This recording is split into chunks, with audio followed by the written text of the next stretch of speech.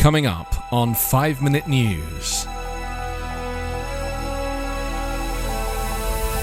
Biden meets President Xi in San Francisco. Data shows Black and Latino students lack access to higher education. And EU agrees to curb methane gas emissions from energy industry. It's Thursday, November 16. I'm Anthony Davis. President Joe Biden and Chinese leader Xi Jinping agreed on Wednesday to open a presidential hotline, resume military-to-military communications, and work to curb fentanyl production, showing tangible progress in their first face-to-face talks in a year.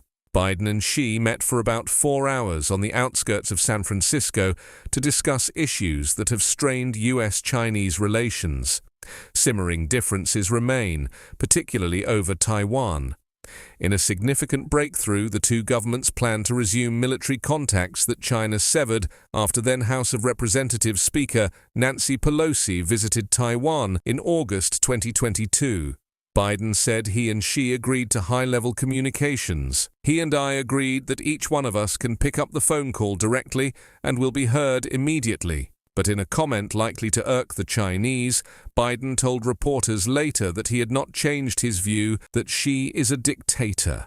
Biden and Xi came into the talks looking to smooth over a rocky period in relations that took a turn for the worse after a suspected Chinese surveillance balloon transited the United States and was shot down by a U.S. fighter jet in February. The White House said Biden raised areas where Washington has concerns, including detained U.S. citizens, human rights in Xinjiang, Tibet and Hong Kong, and Beijing's aggressive activities in the South China Sea. America's Black and Latino students are at a disadvantage in nearly every measure of educational opportunity, with less access to advanced classes, counselors, and even certified teachers, according to data released Wednesday by the U.S. Education Department. The findings reflect inequities that have lasting implications for students' ability to learn effectively, go on to college, and earn degrees. The data was released as part of the Civil Rights Data Collection, a federal survey of nearly every public school in the nation. It was gathered during the 2020 school year, when many schools remained at least partially closed for the COVID-19 pandemic. America's education system has long had deep educational disparities. Nearly 7 decades after the Supreme Court ordered schools to desegregate, the new data offers a glimpse of basic differences that endure in schools serving predominantly Black and Latino students. For example, a growing body of evidence has tied instruction from certified teachers to better outcomes from students. Yet, Black and Latino students are more likely to attend schools with lower percentages of certified teachers, according to the new data. About 522,000 students, or about 1% of all students, went to schools where fewer than half the teachers met all state certification requirements. In those schools, 66% of students were Black or Latino.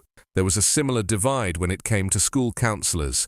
Overall, 77% of public schools had at least one counselor, and 43% had at least one police officer or security guard.